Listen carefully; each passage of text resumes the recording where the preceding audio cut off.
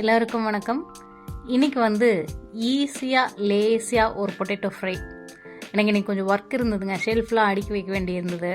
அதனால் எந்நேரமும் அடுப்பிக்கிட்டே நிற்க முடியாது.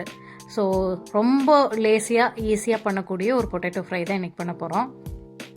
இந்த மாதிரி குட்டி குட்டி உருளைக்கிழங்கு நான் சந்தையில், அங்கே ஊரில் இருக்கும்போது சந்தையில் கூறு 10 ரூபாய்ன்னு சொல்லி வாங்குவேன். இங்கே அந்த மாதிரி உருளைக்கிழங்கு வால்மார்ட்லேயே கிடச்சிது.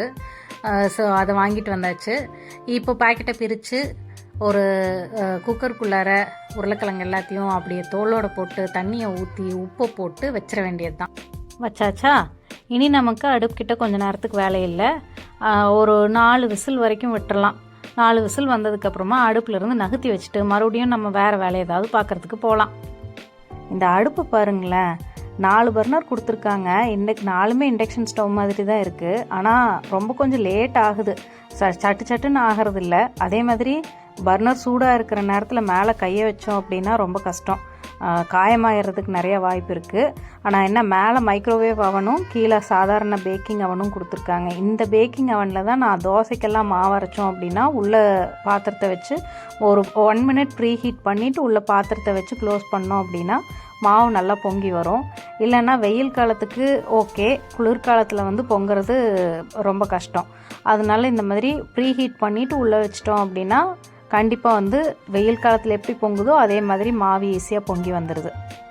இப்போ பாருங்கள், விசில் அடங்கிருச்சு. ஸோ உருளைக்கிழங்கு எல்லாத்தையும் எந்த பாத்திரத்தில் போட்டு ஃப்ரை பண்ண போகிறோமோ அதே பாத்திரத்தில் தூக்கி காய வச்சிடலாம். காய ஆற வச்சிடலாம், சாரி. இப்போ நம்ம மறுபடியும் நம்ம வேலையை பார்க்குறதுக்கு போகலாம். ஆறட்டும். ஆறுனதுக்கப்புறமா ஒரு உருளைக்கிழங்கையும் அதோடைய தோலை மட்டும் உரித்து எடுத்துக்கலாம். சிலர் இந்த உருளைக்கிழங்கு தோலோடையே கூட போடுறாங்க. தோல்லையும் சத்து இருக்குது, ருசி இருக்குதுன்னு சொல்லுவாங்க. நான் இந்த மாதிரி தோலெல்லாம் ரிமூவ் பண்ணி யூஸ் பண்ணி பழகிட்டேன். நீங்கள் உங்களுக்கு எப்படி பிடிக்குதோ அது மாதிரி பண்ணிக்கலாம். தோலோடு சாப்பிட பிடிக்கும் அப்படின்னா தோலோடையே போட்டுக்கலாம். இப்போ அதை கட் பண்ணி அழகாக 4 நாளாக கட் பண்ணிக்கோங்க. கட் பண்ணிவிட்டு வானலியை வச்சு அதில் எண்ணெய் ஊற்றி கடுகை போட்டு உளுத்தம்பருப்பை போட்டு கொஞ்சம் சீரகத்தை போட்டு கொஞ்சம் ஓரளவுக்கு ப்ரௌன் கலரில் வந்ததுக்கப்புறமா நம்ம உருளைக்கிழங்குல ஒரு 5-6 உருளைக்கிழங்கு மட்டும் உள்ளே போட்டுருங்க. இது ஏன்னா நேரடியாக மசாலா தூளை மேலே போட்டோம் அப்படின்னா எல்லாம் கருகி போயிடும். அதனால் கொஞ்சம் 4-5 உருளைக்கிழங்கு மட்டும் மேலே போட்டுட்டு அது மேலே மஞ்சள் தூள், மிளகாய்த்தூள், மல்லித்தூள், கரம் மசாலா தூள் அதை மட்டும் போட்டு லேசாக ஒரு கிளறிட்டு மிச்சம் இருக்கிற உருளைக்கிழங்கையும் மேலே பாத்திரத்துக்குள்ளாரையே போட்டு கொஞ்சமாக பெருங்காயத்தூள் போட்டுக்கிட்டு தேவையான அளவுக்கு உப்பு போட்டு சிம்மில் வச்சு விட்டுட்டு மறுபடியும் நம்ம பாட்டுக்கு நம்ம வேலையை பண்ணிகிட்டே வந்துகிட்டே இருக்கலாம். நடுவில் கிளறி மட்டும் விட்டால் போதும்.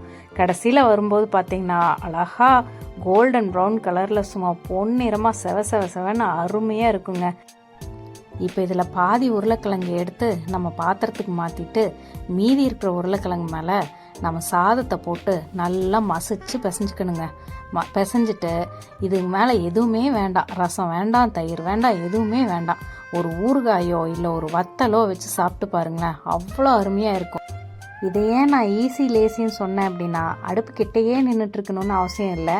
அங்கங்கே போயிட்டு வந்துக்கலாம். அப்புறம் இது வெங்காயம், இஞ்சி, பூண்டு அது மாதிரி எந்த இதுவும் கிடையாது, டக்குன்னு ஆகிடும். செஞ்சு பார்த்துட்டு நல்லா இருந்ததா அப்படின்னு எனக்கும் சொல்லுங்கள்.